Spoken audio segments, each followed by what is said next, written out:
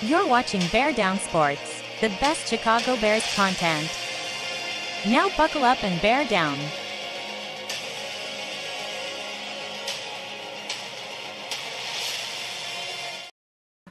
Yo, yo, yo, what's up? Welcome back. Claws up, bear down. Are you getting your Bears overload yet? Are you getting your fill? Is there too much? Can there be too much with this team, with Caleb Williams, with everything that's going on? I'm not going to get too much into the minicamp, into OTAs. I'm going to share with the what now after it's over. Some of the stuff that you guys like to come and see for my analytics. I'm going to share a lot of that today, but there was so much. And the resounding thing that I loved the most had to be this by Quanny B by Jaquan Brisker. I feel like you've just given what you were part of the two teams, from the start of this rebuild. Do you feel like you guys are almost at the other side of it This now? is a short with clip this, of it. Pat was saying as much talent. For sure. We definitely, by now should be on the other side. We shouldn't be waiting no more. It's time to win now. Our time is now, for sure. I don't want to be talking about it, too much or anything like that. But, we're going to get it done this year. We brought in, Caleb, Duze and them guys and, KB. And, we're going to get it done. So, yeah, the time is this year. No more waiting. No more waiting. That's gonna be viral. That's gonna be shared everywhere. He's I love Quanny B. I love Jaquan Brisker. I freaking love his personality, his knowledge of football, his passion for football. Love everything about it. Welcome back. Bear down. Thanks for being here. I know this is not my normal time. I got a lot going on. I'm trying to fill all this stuff in. So I appreciate you guys joining me early. Those who can't make it, hope you enjoy watching the replay of it. But we are going to go over some good things. Let's hurry and get to camp real quick, though. Let's look over this. This is just some of the highlights from it. There's Khalil Herbert, screen pass. Now, the biggest takeaways that you hear from camp are, number one, the defense is stacked. We have a top 5 defense. Let's close that down. Top 5 defense, and they're loud, they're vocal, and they don't want to take it easy on Caleb Williams. They want to make it hard for him so he learns fast. I love it. I love everything about that. Number 2, every single freaking person respects Caleb Williams. They respect his personality. They respect his play style. They respect his intelligence. They respect his study of the game. They respect his perfectionism. He's the perfect fit. Anybody still hanging on to anything else needs to let it go. Let it go. Yes, I have 2 little girls. So yes, that was a Frozen reference, but they need to let it go because the time is here. It's now. And you're even getting people that are starting to put him in the top 5 quarterbacks in the entire league before he even plays a snap. And if you didn't listen to Swifty earlier, he did say that he believes that he is the greatest quarterback in Chicago ever. And he hasn't played a snap yet. So, I mean, he's exuding special stuff in the entire camp, in everything that he's done so far. Is he ready? No, that's why we still have the rest of the offseason, but there's a lot to be excited about. Just the one we showed earlier. That was the other thing when Matt Eberflus was asked about who stood out at camp, vet or rookie. Rome Odunze was the name that came to mind. Rome Odunze was who stood out. So that was pretty interesting. He's not going to be a rookie that takes his time. He's going to be an immediate presence. This is the one to Velus Jones. People are criticizing that. He tracked the ball. He caught it. Didn't have a drop last year. Or didn't have a fumble. Torrey Taylor's the other big news of training camp, of mini camp. Boom. Punt specialist. The punter from down under. So let's get rid of that, and we're going to get what I wanted to get into today. And number 1, that's the salary cap. Where this team stands. I did a lot of salary cap stuff last year, at the end of the year, and as we went through the offseason, I think a lot of people like that because they like to know where things stand and what's realistic because this team is actually sitting pretty. I really like where the team is right now. We'll go through everything real quick. The format on here doesn't look great, but you get the gist of it. Braxton Jones, Tevin Jenkins, Coleman Shelton, Nate Davis, Darnell Wright. Right off the bat, I'll mention the Nate Davis thing. It's a concern for a lot of people. And even Matt Eberflus wouldn't answer. He said, you know what? Ryan Bates, Nate Davis, Matt Pryor, you look at those 3 right there. They could be in competition for the right guard position. So who's going to win that out? I don't know. But Nate Davis doesn't have it locked down. We know he had a little bit of a rough year last year. When he played, he showed spurts of his former self, but he had a lot of personal things going on. We know that. He hasn't practiced yet. So it is a concern. It's something that we need to be a little bit worried about, but we do have decent depth finally. Matt Pryor definitely isn't a savior there, but he's better than Jatari Carter. And Ryan Bates is a starting caliber guard if given the opportunity. High level, top of the league, probably not, but he would fill in very well and be a good fill-in guard, a lot better than Jatari Carter was.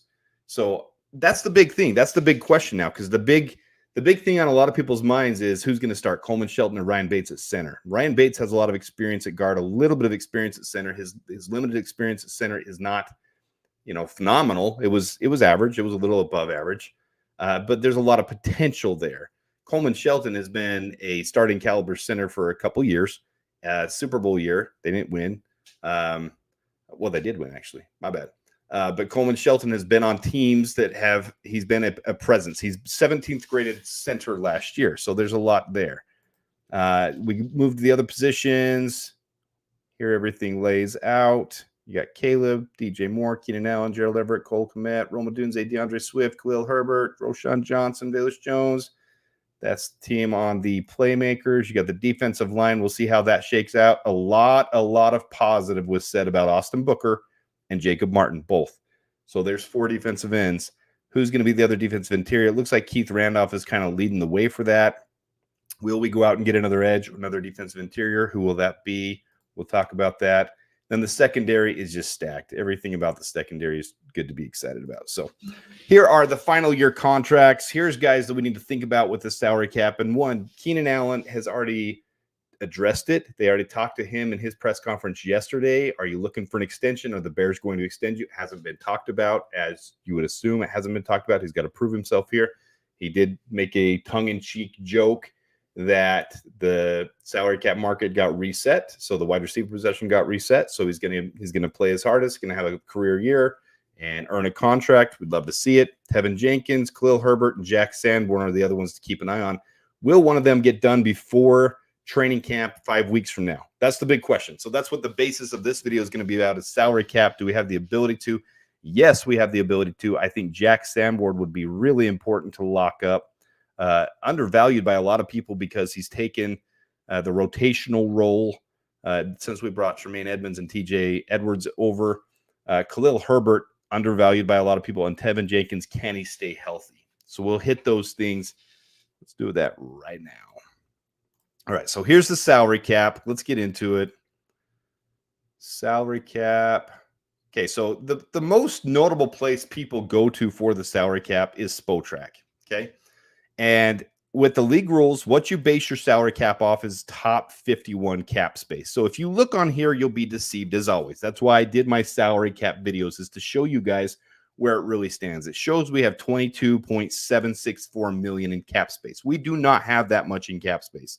The biggest reason you roll down here is 2 of these rookies have not signed their deals, Rome and Caleb.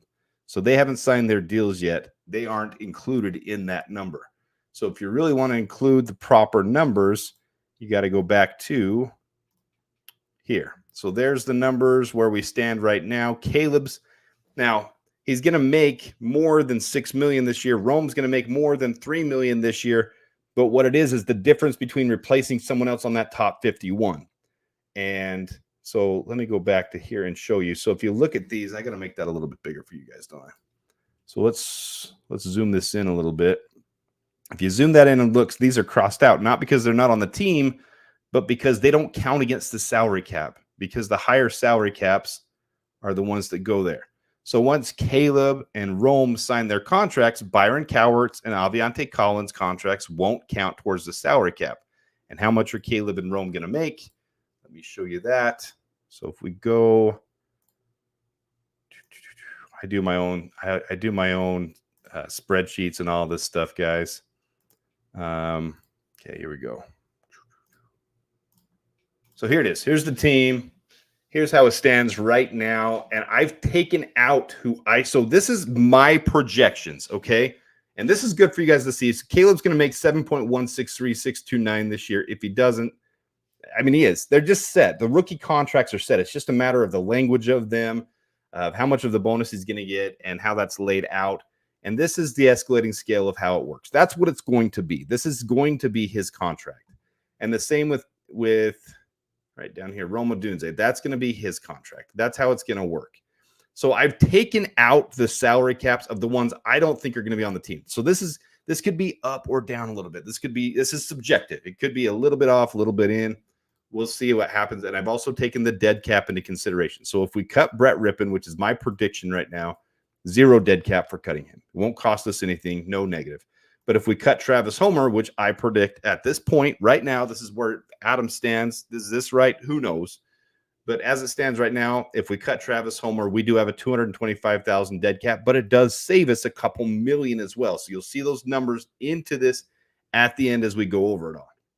And the same thing as we go down here, you got, if we cut Colin Johnson, send to the practice squad. If we cut these guys, there's very limited salary cap, dead cap space. So as we go through here, this is just my projection. This is not the point of this video. We can do another video on this one. But for your quarterback, I've got Caleb Tyson, Austin Reed. I've got DeAndre Swift, Khalil Herbert, Roshan Johnson, and Ian Wheeler being the running backs we keep. DJ Moore, I've got to keep in 7 wide receivers. I do. DJ Moore, Keenan Allen, Roma Dunze, Tyler Scott, Bayless Jones, Freddie Swain, and Dante Pettis. I can get into all that in another video, but this is just my projection for now. It doesn't make a big difference in salary cap with one of these other little guys. I didn't cut anybody with significant salary cap. Just if you're curious, the biggest one will be down here with Larry Borum. I did cut him, $3 million saved there, but an 83,000 hit. So as we go through this, here's the guys that I predict, and really Brennan Bates. As you get into the end of this video, you'll see maybe, and the NA means that his salary cap didn't count because he's number 52 or number 53, and the same with Austin Reed. They'd be number 52 or number 53 on the salary cap, so they don't count against the cap. All right, we go down here, and here's what I've got: Jamari Chroma, Keith Randolph being the last 2 on the defensive ends. And then I've got us keeping 6 linebackers, and I've got us keeping these guys on the defensive secondary. So here's where it stands: $221 million there. The salary caps there are rollover, adjusted rollover. The dead cap prior to this, now here, dead cap here. This is what our actual salary cap would be once all the cuts are done. So yeah, it is confusing as you go through and you look at this here. As you look at this and you say, okay, well, where do we stand? Well, it shows we have 22,700,000, but then we haven't signed Rome and we haven't signed Caleb. Where do we really stand after all of that? And then you can look at this and get even more confused and say, well, we're kind of sitting around 13 million, but what happens when we trim down to the 53-man roster? Well, the reality is we're going to end up right at around here. Okay, so we're in better shape than a lot of people realize, because it's hard to flow these things as you go through. It's hard to flow. Well, what happens if this and what happens with that? And maybe we end up cutting some guys that end up having some harder salary cap hits. So you're going to have some dead cap. So do we bank on the 24? No, but it's going to be a rough number of where we're at after everything is settled, after the dust settles. So Ryan Poles has done an excellent job of putting us in position, of putting us in a place where we have flexibility. And really where it stands now, I'm really comfortable with Montez Sweat, DeMarcus Walker, Austin Booker, especially after everything you've heard about Austin Booker in minicamp, in OTAs, and then hearing the positives about Jacob Martin too. Montez Sweat, if you didn't hear his interview, talked about Jacob Martin, and I've talked about Jacob Martin on a different video. Go check it out. He was a starter for Houston in 22. He was very, very good. He's got burst. He's got elite traits that I think Montez can help him with, and a good line coach like Eric Washington can help him with. So I think Jacob Martin is a solid 4. Now, better players only increase the team, only make the team better. So am I opposed to bringing in another guy? Absolutely not. In fact, that's what we're going to go over. 24 million is a lot. Will we spend all 24 million of that? No. But with that being the point of the video so far, I do think between now and the next 5 weeks, we will sign someone. I do not believe it will be a guard. I do not believe it will be a wide receiver. I think, if anything, the rumors you're going to hear are the defensive interior or defensive end. Center would be nice, but who's left? Connor Williams. But you got to wait for his health. You got to wait to see where he is. This is really a midseason signing. So if we don't send any more, if we don't spend any more, you know that we might be reserving banking on that, and maybe we'll be looking for a trade. I mean, there's a couple of scenarios of what it means if we don't spend any money between now and the start of camp. We want to see where this team shakes out once we get into training camp, or we really consider this to be a win it all year, and we're going to look at the trade deadline as a position for us to trade to bring on someone's salary cap at trade deadline. That is a very possible thing that we could be doing, right? So here's some options for us. Tight end is one of the biggest options that we need. We need to sign a third tight end. I've got us right now being okay with the undrafted free agent that we brought in. And it could work out that way, but I think there's value in Shane Waldron's system. I don't know how much 13 personnel he's really going to run with how many wide receivers we have. You saw last year when they signed, or when they drafted Jackson Smith and Njigba, they didn't run as much 13 personnel that Shane Waldron normally does. When you have that many elite receivers, you can't do that all the time. But I do see a lot of 12 personnel with Gerald Everett and Cole Kmet. 12 personnel just means two tight ends on the team, on the field at the same time. I see a lot of that happening.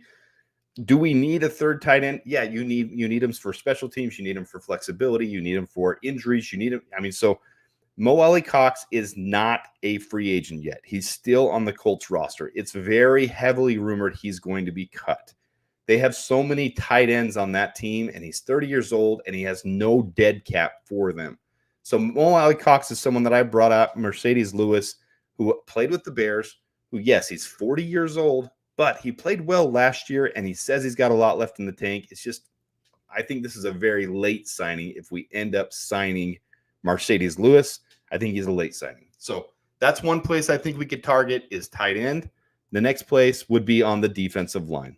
I've taken, what's his name, out of Miami, the defensive end, Ogba. I've taken him off of here because I just don't think he's a good fit for the Bears. I don't think his personality and the rumors you hear about his work ethic, I don't think they fit. I don't personally like Yannick Ngakoue. I'm not a fan. It's not a shock to anybody. If anybody comes onto my channel and listens, I mean, you see all those reds, you see all those oranges, you see how he's played recently. He struggles against the run, especially. He's a selfish player who, yeah. So I'm not going to go too deep into that on this one. Carl Lawson, I'd be okay with, but I'm really, really okay with Calais Campbell. I am. Don't look at the RAS scores. RAS scores don't mean everything. Calais Campbell has an elite career. I mean, he has had an absolutely phenomenal career. Yes, he's older as well. He has a personal relationship with Gervon Dexter, and he made a lot of comments and compliments before Gervon was even drafted about Gervon showing up at the combine, the way he performed, and that he's got a huge career ahead of him. So I think, if anything else, bringing in Calais Campbell, the thing about him is he's built like DeMarcus Walker, but bigger, and he can play multiple positions on the line. A lot of people will tell you, well, he doesn't fit because he came from a 3-4 system. What does the 3-4 have to do when he's played nose tackle? He's played 3-tech. He's played over the edge. He's played outside of he's played over the tackle. He's played outside of the tackle. He's played every position on the line. So do you think it really matters? He's not dropping back into coverage. So it's not like he's an outside linebacker that has to play a little bit differently from a 3-4 to a 4-3. Yes, there are small schematic differences up on the line, but he's played all of them.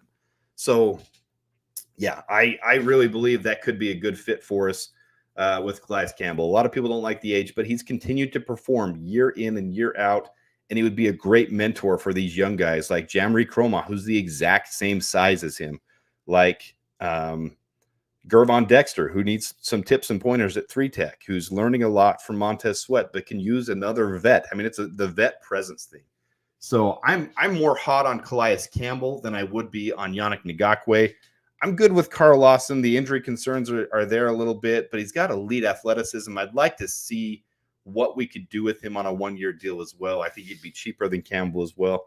But Calais Campbell kind of fills the multi-role thing. He fills defensive interior and edge. He can play both. So like Walker, like Jamari Croma, he can flex and fill in both those spots. So it'd be interesting to see what we end up doing here. But I do think we'll sign one more. Do I think we need to? Do I think we're desperate to? No, I think we're actually in a really good position with the way that you're hearing things about Austin Booker and Jacob Martin. I think we're really in a good position. How much do the Bears still love Dominic Robinson? I don't know. I really don't, because Dominic Robinson has played so poorly. I'm going to stop this and I'm going to come to, let's go to PFF for a minute. So here's actually Calais Campbell. And if you look over his career, I mean, look at all this. I'm going to zoom in here. Look at how he's performed. Yeah, he's older, but I mean, he's still 80, 77, 80, 71, 90, 90, 90, 90, 85, 82. I mean, that's a beautiful career. If nothing else, you're getting a vet presence that really has a lot to share with the young guys. And we've got a lot of young guys with Austin Booker and Gervon Dexter and Zach Pickens and man, my brain is going blank. Jamry Chroma and Keith Randolph. I mean, so many guys, because even if we don't have those guys on the primary 53, we're going to have some of those guys. Jamry Chroma and Keith Randolph will at least be on the practice squad. Yeah, they could be stolen by someone else. That's the risk you take, but everyone has those types of players. But having them there, they're still practicing with the team day in and day out. And Calais Campbell would be a huge asset to help those guys out. Still a lot of pressures year in and year out, every single year. Not just about the sacks. Look at the consistency of these pressures. That year he played a little bit less. I don't know if there was injury there or not. I don't remember his history right off the top of my head. So you can see the pressures were a little lower, but 23 out of 282 pressure or pass rush plays, 72 and 515. That year with Jacksonville. Yeah, all these years are freaking phenomenal. And 17 sacks one year, 11 sacks. It's not all about the sacks. We do like the sacks. I want sacks. But there's a lot more to Calais Campbell. 37. He'll be 38 before the season starts. But we were going to go to Dominic Robinson. Happens when I go live, guys. Dominic Robinson. All right. So his time to me, I think, is up in Chicago. If you look at how he's performed, I mean, it's not there. It's just all of his grades are bad. His pressures, 15 pressures on 284 plays. And on top of that, it just nothing looked good on film. He just wasn't getting anywhere. He wasn't doing what he needed to do. So I'm kind of thinking that day is behind us. So sorry, I haven't been checking the chat at all. Let me get to the chat here for a second. Let me just take a brief look. Quite a bit of talk about Nate Davis. I know, and guys, I'm trying not to be too concerned, but then when you hear Matt Eberflus talk about the right guard position being wide open, that it could be Ryan Bates that starts there. That it could even be Matt Pryor that starts there, that it's an open competition. That really makes you think that there might be more to it. Yeah, polls is so much better. And guys, we're not even getting into future contracts right now. Nate Davis can be cut next year for minimal. Tremaine Edmonds, if he doesn't have a stellar year and we decide to extend Jack Sanborn and work with Noah Sewell, I'm not saying that's the path we're going, but these contracts are built so much better with so much more team friendly, but advantage to the player. They're getting paid, but there's outs for us if they don't perform. So yeah, it's got to be DE. Yeah, you're talking about the position we pick up, really defensive tackle too. But the thing I do love, if we go back to, let's go back to Twitter here for a second. Let me show you guys something. Little things that I'm noticing. Let's go back to Twitter. If you look at all the pictures you find with like Austin Booker, he's always right next to Keith Randolph. I think Keith Randolph is really impressing some people. He's just with a search of Chicago Bears. I have to go to the Bears website and show the pictures of it.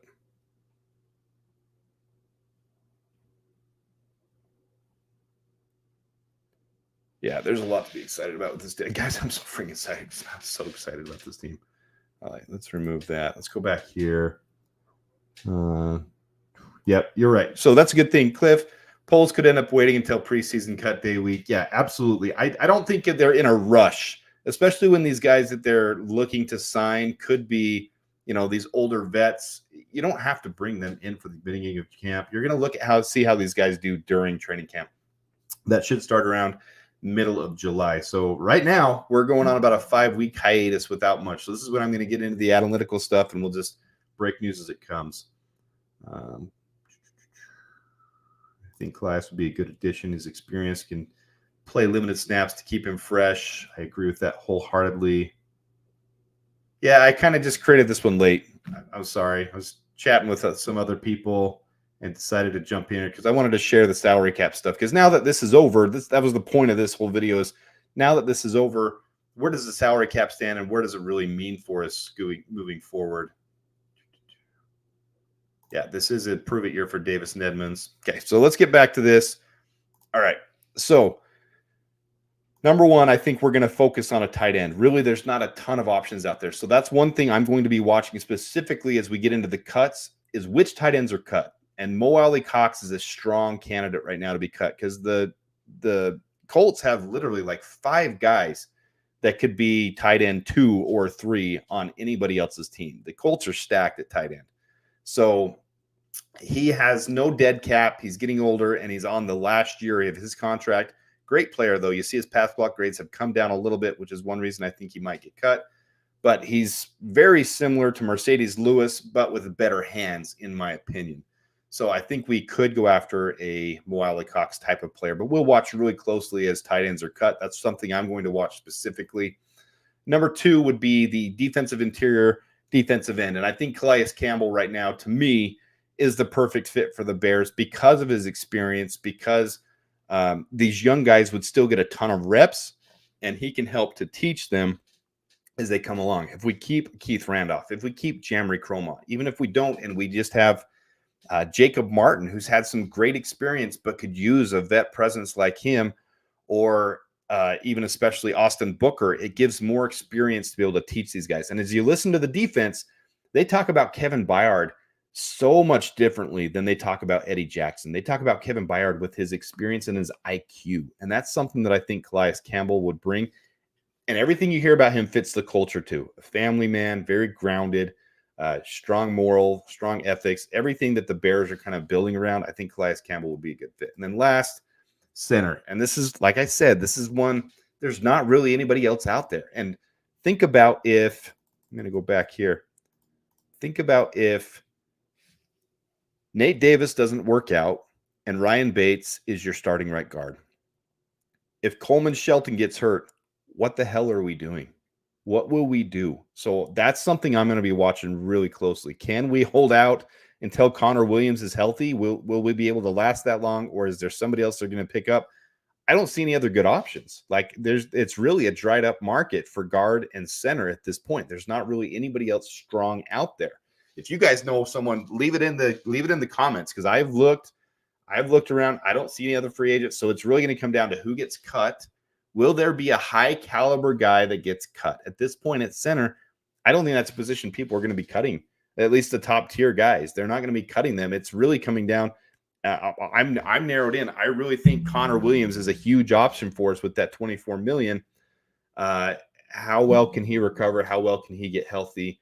Will it happen? Will it even happen this season? Because we don't know. There's literally his camp has literally gone mute on the subject. He doesn't want to retire. He said that, but his rehab is being held very quiet, very, very hush hush. So, all right, about 30 minutes. That's what I was going to hold this one to.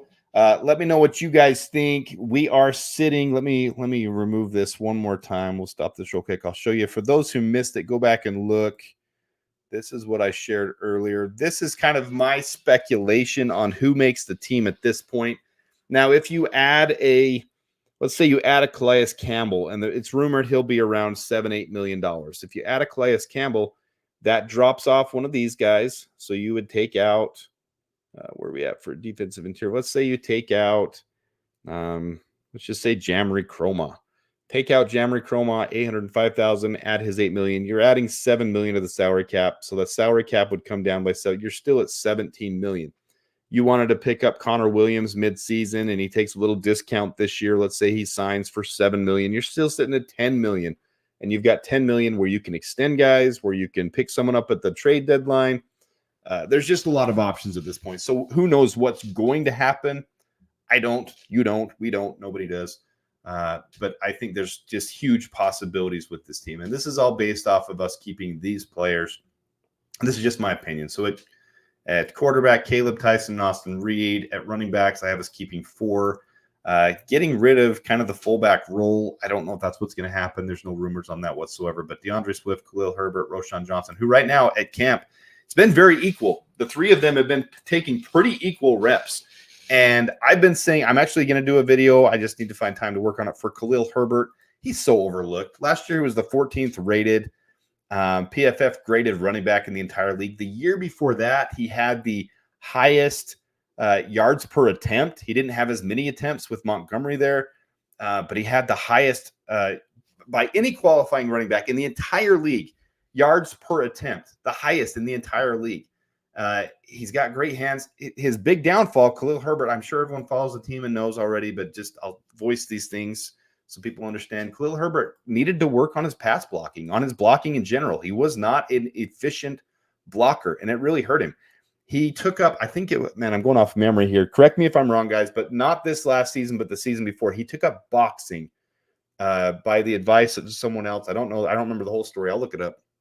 But he took up boxing to help with his handwork and to help become a more efficient blocker.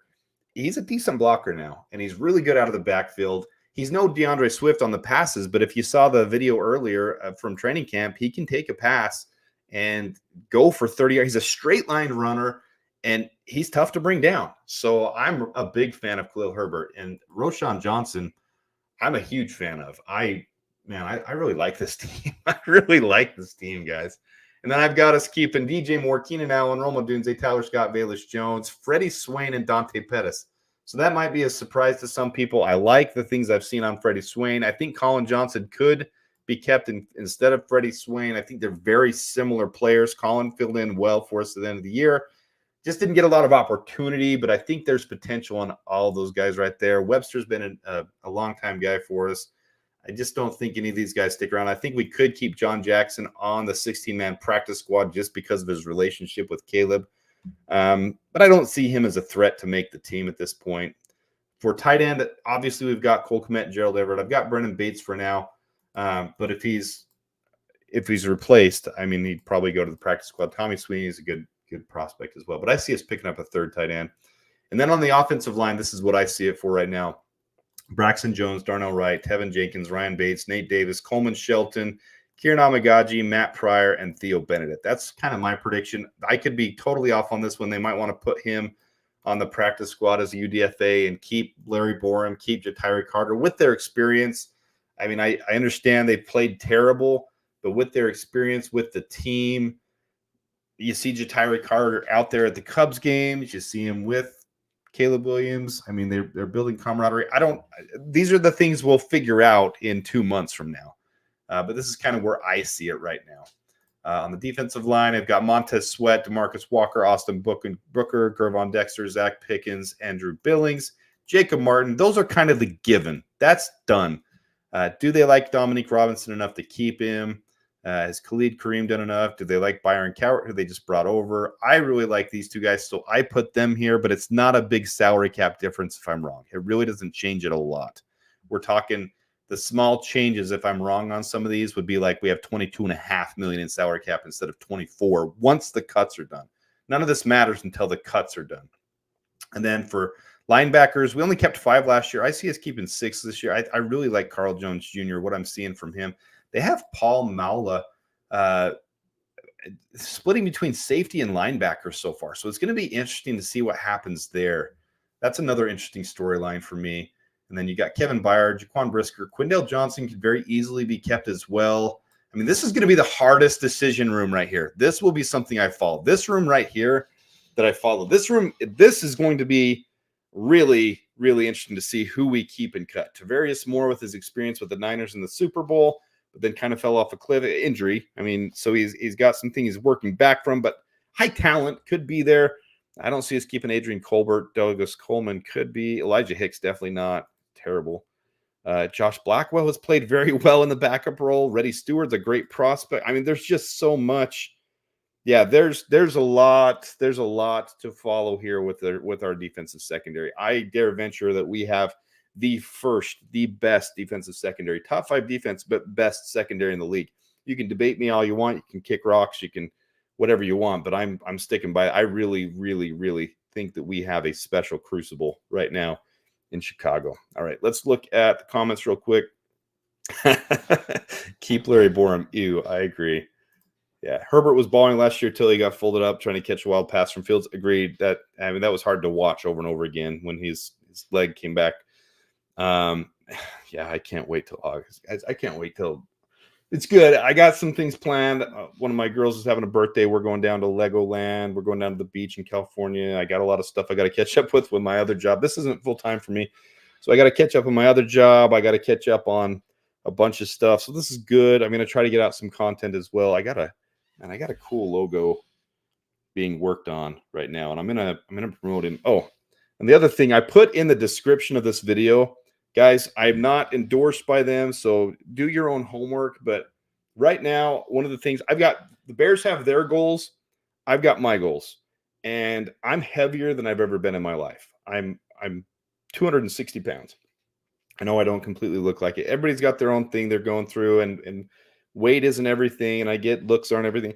I don't feel healthy though. Like as I've sat behind the computer a lot more, I feel like I'm wearing one of those pregnancy bellies. So a buddy of mine, if you've ever heard of semaglutide, I'm not endorsing it. Do your own homework. But he said, if I put him in the description here, if you go to his website, he's a very well-known doctor. You can go to his website, put my name in there, and you can get a free membership there. You can get consult. You can do your homework first. I'm considering doing it. I'm not getting paid, so I'm not telling you to go do it. I'm not a sponsored channel, but I put it in there. If you want to check that out, I'm going to start my regimen. I'm going to start trying to get to the gym, do my thing over the next 6 weeks as well. It's goal time. It's goal time, baby. So that was completely random. A lot of different things I've done before. I might do before and after pictures, guys, if you guys are interested in that stuff. If I get where I want to go. I mean, I went through a divorce. I went through having to balance my time, and it's really, I'm 70 pounds over the best weight I've ever been in my life. So anyways, we'll get off that. Keto diet.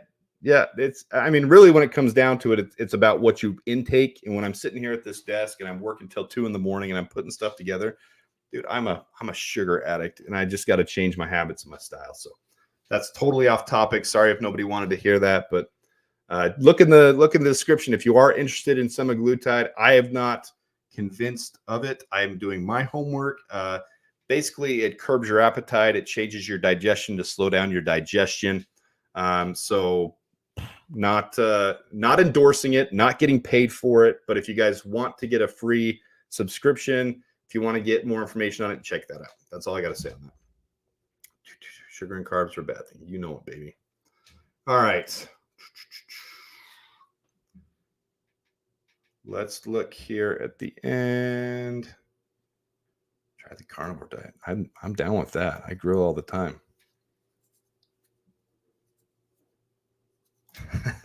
That was, and I have worked out a little bit more too. I'm trying to get into it. I really want to get back to it. That pool is like a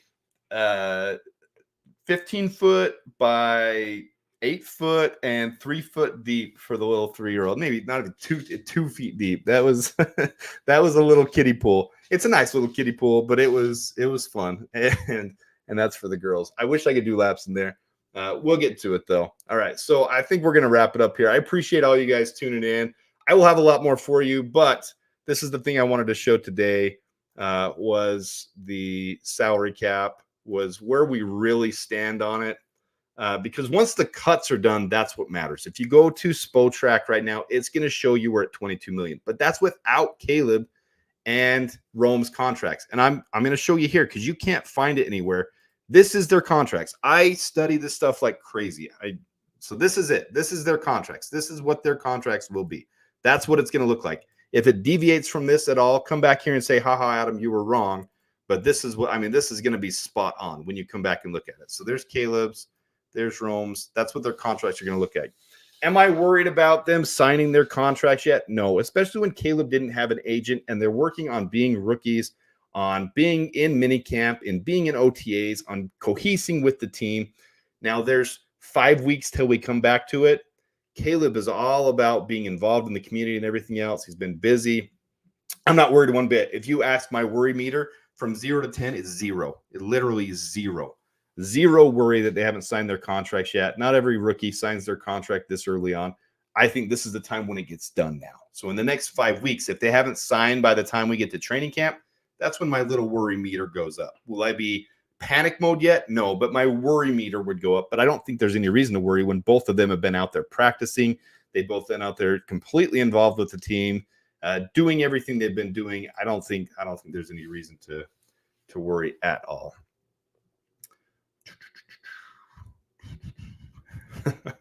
I love you guys' comments. This is fun. Yeah, and that's true, Andy. Right, that's a good thing to point out. Only 4 of the top 10 I think it's actually 5 now. I think that's changed. I think 5 of the top 10 have signed. But Jaden Daniels hasn't signed. J.C. Latham hasn't signed. Several of the top 10. In fact, if you look at the top 30, most of them have, but the top 10 are kind of the ones that drag out the contract verbiage. They want to make sure they're protected properly. They're getting the most money. I'm not worried about this one bit. So, boom. Your guys' comments are great. All right. Kenworth Wholeness. When is your next podcast with Swifty? You guys are great too. I agree completely. You guys hit Swifty up on that. No, I chat with Swifty. We both have a lot going on. It's a matter of merging the schedules at this point. We want to. We're going to. I'd consider us friends. We chat. We do. It's just a matter of how things line up right now. I don't do this full time. I think Swifty has converted to doing this full time, but he's very busy. A lot of personal things that he's trying to get taken care of too. We chatted. We're going to do more. I promise. We will do more. It's just it's a matter of time. And really it's me. I've got my full-time job. I've got my girls. I'm not doing this full time. I haven't taken on sponsorships. I am working on a new logo right now, and I'm going to share with you guys who that is when he does it. Promote him a little bit because I think he did an awesome job. It's centered around the bear with a bear claw and bear down. In fact, should I sneak a little peek here? I probably should. I'm going to do it. How do I do it? How do I sneak a little peek on here?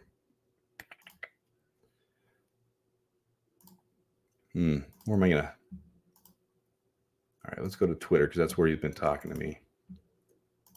Art Noriak. Now you guys know who he is. Don't look at the entire conversation.